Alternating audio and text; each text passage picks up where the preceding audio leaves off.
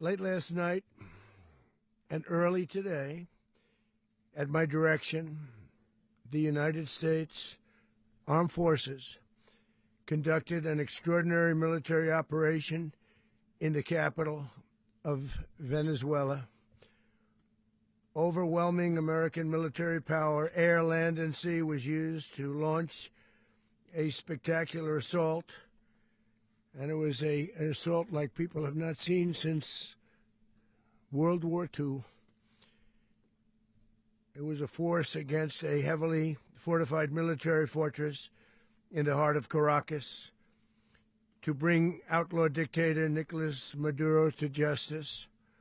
This was one of the most stunning, effective, and powerful displays of American military might and competence in American history. And if you think about it, we've done some other good ones, like the attack on Soleimani, the attack on al-Baghdadi, and the obliteration and decimation of the Iran nuclear sites just recently in an operation known as Midnight Hammer. All perfectly executed and done. No nation in the world could achieve what America achieved yesterday, or frankly, in just a short period of time. All Venezuelan military capacities were rendered powerless as the men and women of our military, working with U.S. law enforcement, successfully captured Maduro in the dead of night. It was dark. The lights of Caracas were largely turned off due to a certain expertise that we have. It was dark and it was deadly. But captured along with his wife, Celia Flores, both of whom now face American justice. Maduro and Flores have been indicted in the Southern District of New York, Jay Clayton, for their campaign of deadly narco-terrorism against the United States and its citizens.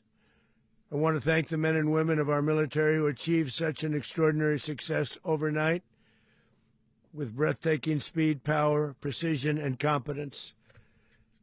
You rarely see anything like it. You've seen some raids in this country that didn't go so well. They were an embarrassment. If you look back to Afghanistan, or if you look back to the Jimmy Carter days, they were different days. We're a respected country again, maybe like never before. These highly trained warriors, operating in collaboration with U.S. law enforcement, caught them in a very ready position. They were waiting for us. They knew we had many ships out in the sea, just sort of waiting. They knew we were coming. So they were in what's called a ready position. But they were completely overwhelmed and very quickly incapacitated. If you would have seen what I saw last night, you would have been very impressed. I'm not sure that you'll ever get to see it, but it was an incredible thing to see. Not a single American service member was killed, and not a single piece of American equipment was lost. We had many helicopters, many planes, many people involved in that fight. But think of that, not one piece of military equipment was lost, not one service member was, more importantly, killed. The United States military is the strongest and most fearsome military on the planet, by far. With capabilities and skills our enemies can scarcely begin to imagine. We have the best equipment anywhere in the world. There's no equipment like what we have. And you see that even if you just look at the boats. We've knocked out 97% of the drugs coming in by sea. 90%. Each boat kills on average, 25,000 people. We knocked out 97%. And those drugs mostly come from a place called Venezuela. We're going to run the country until such time as we can do a safe, proper, and judicious transition. So We don't want to be involved with having somebody else get in, and we have the same situation that we had for the last long period of years. So we are going to run the country until such time as we can do a safe, proper, and judicious transition. And it has to be judicious because that's what we're all about. We want peace, liberty, and justice for the great people of Venezuela, and that includes many from Venezuela that are now living in the United States and want to go back to their country. It's their homeland. We can't take a chance that somebody else takes over Venezuela that doesn't have the good of the Venezuelan people in mind. We've had decades of that. We're not going to let that happen. We're there now, and what people don't understand, but they understand as I say this, we're there now, but we're going to stay until such time as the proper transition can take place. So we're going to stay until such time as we're going to run it, essentially, until such time as a proper transition can take place. As everyone knows, the oil business in Venezuela has been a bust, a total bust, for a long period of time. They were pumping almost nothing by comparison to what they could have been pumping and what could have taken place. We're going to have our very large United States oil companies, the biggest anywhere in the world, go in, spend billions of dollars, fix the badly broken infrastructure, the oil infrastructure, and start making money for the country. And we are ready to stage a second and much larger attack if we need to do so. So we were prepared to do a second wave if we needed to do so. We actually assumed that a second wave would be necessary, but now it's probably not. The first wave, if you'd like to call it that, the first attack was so successful, we probably don't have to do a second, but we're prepared to do a second wave, a much bigger wave, actually. This was pinpoint, but we have a much bigger wave that probably won't have to do. This partnership of Venezuela with the United States of America, a country that everybody wants to be involved with because of what we were able to do and accomplish, will make the people of Venezuela rich, independent, and safe. And it will also make the many, many people from Venezuela that are living in the United States extremely happy. They suffered. They suffered. So much was taken from them. They're not going to suffer anymore. The illegitimate dictator Maduro was the kingpin of a vast criminal network responsible for trafficking colossal amounts of deadly and illicit drugs into the United States. As alleged in the indictment, he personally oversaw the vicious cartel known as Cartel de las Solas, which flooded our nation with lethal poison, responsible for the deaths of countless Americans, many, many Americans. Hundreds of thousands over the years of Americans died because of him. Maduro and his wife will soon face the full might of American justice and stand trial on American soil.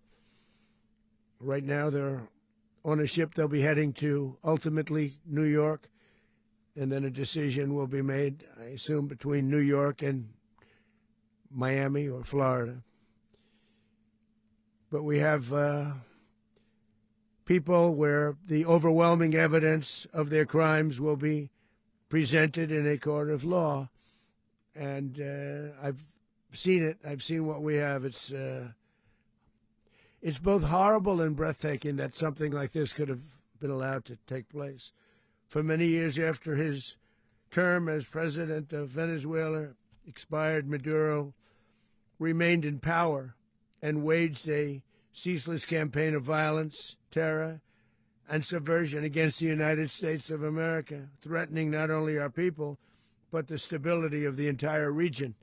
And you all saw it. In addition to trafficking gigantic amounts of illegal drugs that inflicted untold suffering and human destruction all over the country, all over, in particular, the United States, Maduro sent savage and murderous gangs, including the bloodthirsty prison gang, Tren de Aragua, to terrorize American communities nationwide, and he did indeed. They were in Colorado. They took over apartment complexes. They cut the fingers off people if they called police. They were brutal, but they're not so brutal now.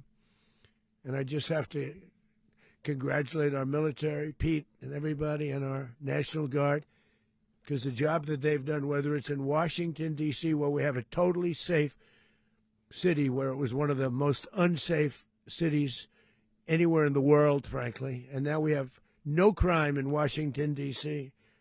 We haven't had a killing. We had the terrorist attack a few weeks ago, a little bit of a different kind of a threat, but we haven't had a killing in a long period of time, 6-7 months. We used to have two, on average, 2 a week in Washington, our capital. We don't have that anymore.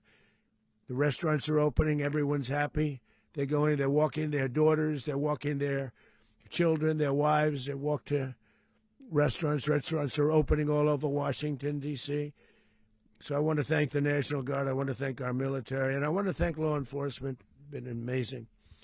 And they should do it with more cities. We're doing it, as you know, and we're doing it in Memphis, Tennessee right now, and crime is down. We've just sort of started a few weeks ago, but crime is down now 77%. And the governor of Louisiana called, great person, and he wanted us to help him, as you know, in a certain very nice part of Louisiana. And we have done that. And it was a rough section, and we have crime down. I understand it's down to almost nothing already after 2.5 weeks. New Orleans, it's down to almost nothing, and we've only been there for 2.5 weeks. Can't imagine why governors wouldn't want us to help. We also helped, as you know, in Chicago, and crime went down a little bit there. We did a very small help because we had no working ability with the governor. The governor was a disaster, and the mayor was a disaster, but it knocked down crime. But we're pulling out of there. When they need us, we'll know. You'll know. You'll be writing about it. And likewise, Los Angeles, where we saved Los Angeles early on, where the head of the police department made a statement that if the federal government didn't come in, we would have lost Los Angeles. That's long after the fires. That's when they had the riots in Los Angeles. We did a great job. Got no credit for it whatsoever, but that's okay. It doesn't matter. We don't need the credit. But we'll be pulling out when they need us. They'll call, or we'll go back if we have to. We'll go back. But we did a great job in various cities. But the place that we're very proud of is Washington, D.C., because it's our nation's capital. We took it from being a crime-ridden mess to being one of the safest cities in the country. But the gangs that they sent raped, tortured, and murdered American women and children. They were in all of the cities I mentioned, Tren de Aragua. And they were sent by Maduro to terrorize our people, and now Maduro will never again be able to threaten an American citizen or anybody from Venezuela. There will no longer be threats. For years I've highlighted the stories of those innocent Americans whose lives were so heartlessly robbed by this Venezuelan terrorist organization. Really one of the worst. One of the worst, they say the worst. Americans like 12-year-old Jocelyn Nungari from Houston. Beautiful Jocelyn Nungari, what happened to her?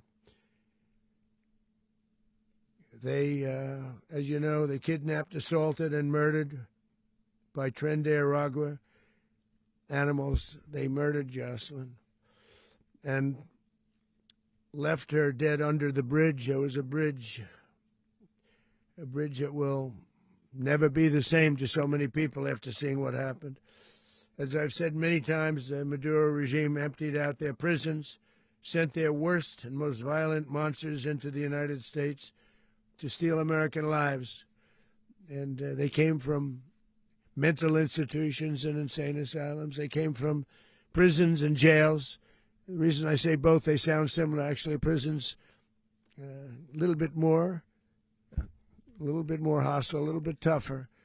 A mental institution isn't as tough as an insane asylum, but we got them both. They sent from their mental institutions. They sent from their jails, prisons. They were drug dealers. They were drug kingpins. They sent everybody bad into the United States, but no longer. And we have now a border where nobody gets through. In addition, Venezuela unilaterally seized and stole American oil, American assets, and American platforms, costing us billions and billions of dollars. They did this a while ago, but we never had a president that did anything about it. They took all of our property. It was our property. We built it. And we never had a president that decided to do anything about it. Instead, they fought wars that were 10,000 miles away.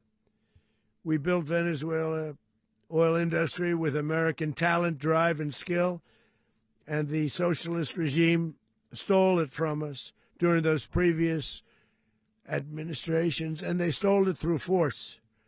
This constituted one of the largest thefts of American property in the history of our country. Considered the largest theft of property in the history of our country. Massive oil infrastructure was taken like we were babies, and we didn't do anything about it. I would have done something about it. America will never allow foreign powers to rob our people or drive us back into and out of our own hemisphere. That's what they did. Furthermore, under the now deposed dictator Maduro, Venezuela was increasingly hosting foreign adversaries in our region and acquiring menacing offensive weapons that could threaten U.S. interests and lives. And they used those weapons last night. Potentially in league with the cartels operating along our border. All of these actions were in gross violation of the core principles of American foreign policy, dating back more than 2 centuries, and not anymore. All the way back, it dated to the Monroe Doctrines, and the Monroe Doctrine is a big deal, but we've superseded it by a lot, by a real lot. They now call it the Donroe Document. I don't know. It's Monroe Doctrine. We sort of forgot about it. It was very important, but we forgot about it. We don't forget about it anymore. Under our new national security strategy, American dominance in the Western Hemisphere will never be questioned again. Won't happen. So just in concluding, for decades, other administrations have neglected or even contributed to these growing security threats in the Western Hemisphere. Under the Trump administration, we are reasserting American power in a very powerful way in our home region. And our home region is very different than it was just a short while ago. The future will be, and we did this in my first term. We had great dominance in my first term, and we have far greater dominance right now. Everyone's coming back to us. The future will be determined by the ability to protect commerce and territory and resources that are core to national security. These are core to our national security. Just like tariffs are, they've made our country rich, and they've made our national security stronger than ever before. But these are the iron laws that have always determined global power, and we're going to keep it that way. We will secure our borders. We will stop the terrorists. We will crash the cartels, and we will defend our citizens against all threats, foreign and domestic. Other presidents may have lacked the courage or whatever to defend America, but I will never allow terrorists and criminals to operate with impunity against the United States. This extremely successful operation should serve as warning to anyone who would threaten American sovereignty or endanger American lives. Very importantly, the embargo on all Venezuelan oil remains in full effect. The American Armada remains poised in position, and the United States retains all military options until United States demands have been fully met and fully satisfied.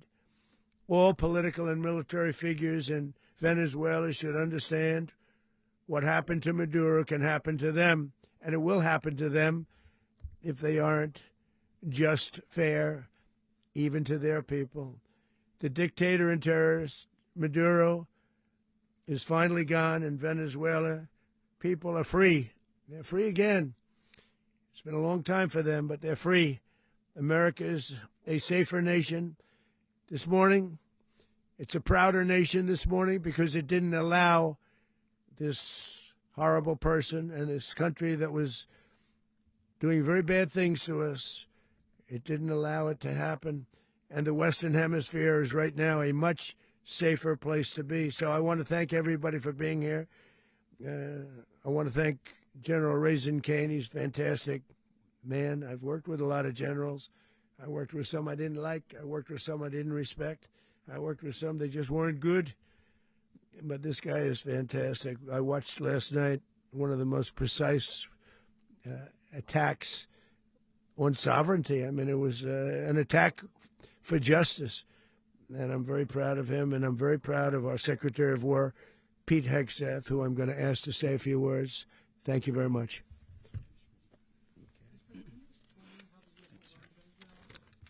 Well, thank you, Mr. President. Finally, a Commander-in-Chief.